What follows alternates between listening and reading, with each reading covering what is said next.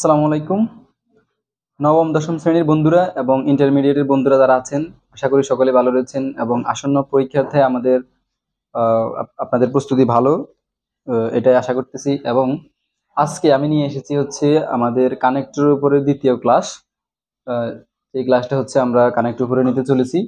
তো এই দ্বিতীয় ক্লাসে আমরা আমাদের কানেক্টরের মূল যে ভিত্তি, যে বেজ আছে, সেই বেজ থেকে হচ্ছে আমরা শুরু করব। আসলে আমরা জানি প্রত্যেকটা বিষয়ের কিন্তু একটা ভিত্তি বা হচ্ছে বেজ থাকে। সেই ভিত্তি এবং বেজ যদি আমরা জানতে পারি তাহলে হচ্ছে আমাদের আনসার করা হচ্ছে পরীক্ষার হলে সহজ হয়ে যাবে। কেমন? তো আমরা যারা কানেক্টর পরীক্ষায় সমাধান করতে পারি না বা কোন কানেক্টরটা হচ্ছে আমরা ইউজ করব এখানে আমরা ধরতে পারি না, তো সেজন্য হচ্ছে আমাদেরকে কি করতে হবে, আমাদেরকে অন্তত মিনিমাম 33টা অর্থাৎ 33 কানেক্টর আমাদেরকে আমাদের আয়ত্তে রাখতে হবে। আদারওয়াইজ কিন্তু আমরা কানেক্টর ইউজ করতে পারবো না পরীক্ষায়।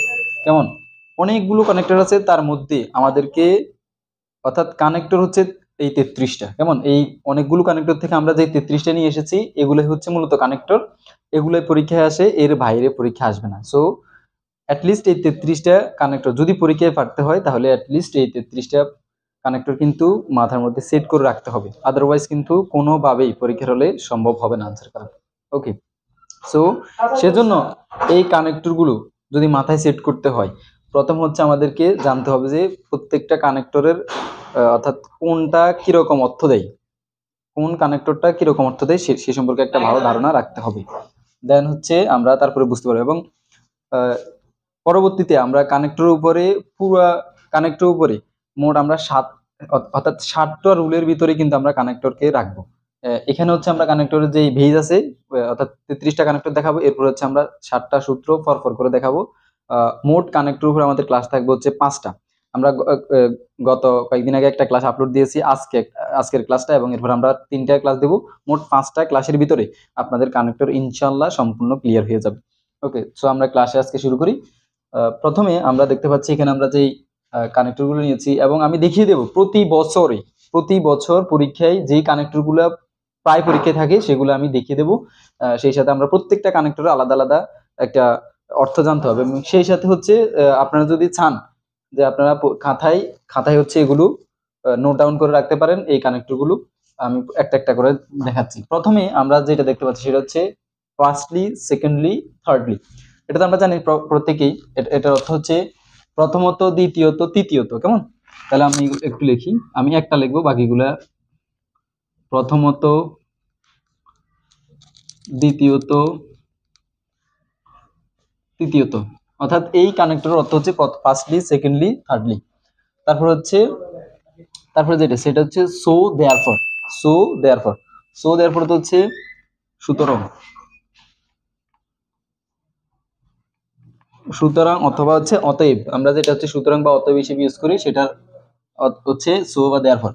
তারপর হচ্ছে on the contrary. On the contrary অর্থ হচ্ছে বিপরীত বা অন্যদিকে,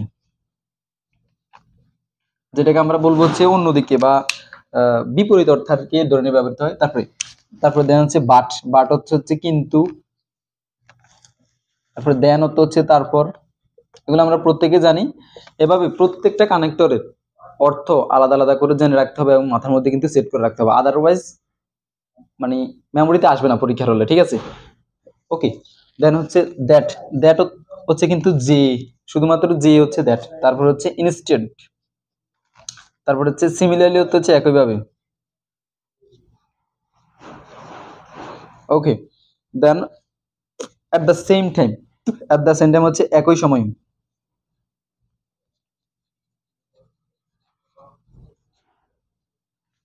একই সময়ে প্রত্যেকটা কানেক্টরের অর্থ কিন্তু আপনারা জেনে নেবেন, এবং যদি পারেন খাতায় হচ্ছে একটু নোট ডাউন করে রাখবেন।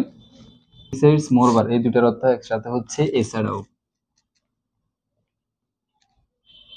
এছাড়াও। ওকে, বা এখানে আবার বিসাইডস মোরওভার এটাকে আমরা অ্যাপার্ট ফ্রমও বলতে পারি। অ্যাপার্ট ফ্রম তো, তারপর হচ্ছে দাজ অলসো তো ও। তারপর হচ্ছে দাজ তো এভাবে এভাবে। কেমন? তারপর হচ্ছে কনসিকুয়েন্টলি বা ইভেনচুয়ালি, এটা হচ্ছে ঘটনা সাপেক্ষে। ঘটনা সাপেক্ষে। ওকে, দেন বিকজ। বিকজ তো আমরা সকলেই জানি কারণ। তারপর হচ্ছে অ্যাকর্ডিংলি। অ্যাকর্ডিংলি তো হচ্ছে যথাযথভাবে।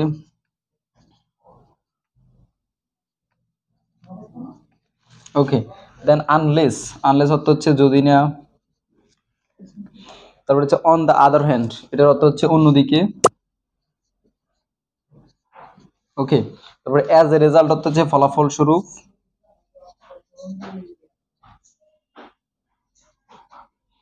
ফলাফল স্বরূপ। ওকে, তারপর হচ্ছে অর। অর অর্থ হচ্ছে কিন্তু অথবা, কেমন? অর অর্থ হচ্ছে অথবা।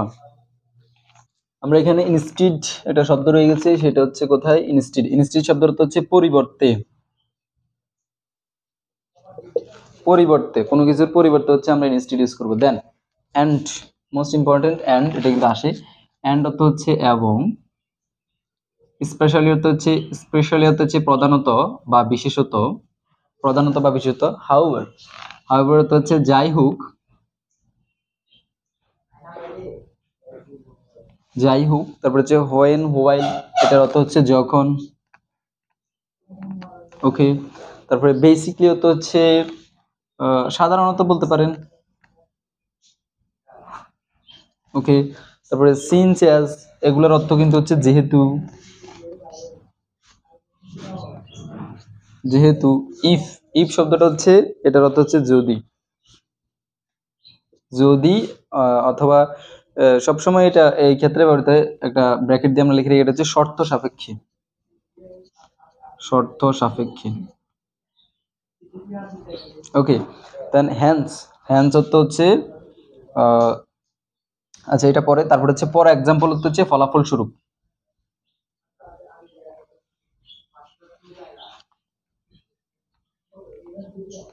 ফলাফল স্বরূপ।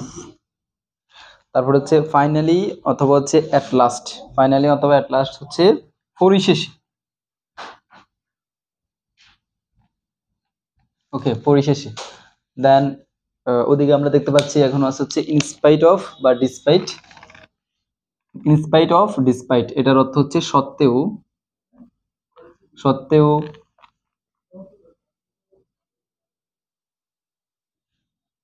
সত্ত্বেও। ইভেন, ইভেন অর্থ হচ্ছে এমনকি।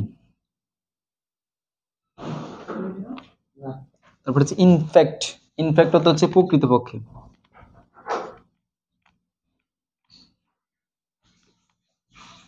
ওকে, রেদার। রেদার অর্থ হচ্ছে বরং। এভাবে এখানে মোট হচ্ছে 35টার মতো আছে, যদিও 33টা বলেছি, 35টার মতো আছে। আমি দুইটা আরো, যেমন ইনফ্যাক্ট এবং রেদার। এখন আগের কানেক্টরের সাথে আমরা হচ্ছে আজকে রুল 1 দেখাবো। ওকে, রুল 1টা হচ্ছে কিরকম, যে একটা বিষয় বা ঘটনার সাথে আরো একটা বিষয় বা ঘটনা যোগ করতে আমরা যে কানেক্টরগুলো ইউজ করব সেটা হচ্ছে and then also. And then also. Okay, এই তিনটা কানেক্টর হচ্ছে আমরা একসাথে যখন একটা সেন্টেন্সকে বর্ধিত করতে যাব বা অতিরিক্ত কোনো তথ্য আমরা যখন অ্যাড করতে যাব, তখন হচ্ছে আমরা এই তিনটা কানেক্টর হচ্ছে একসাথে ইউজ করতে পারি।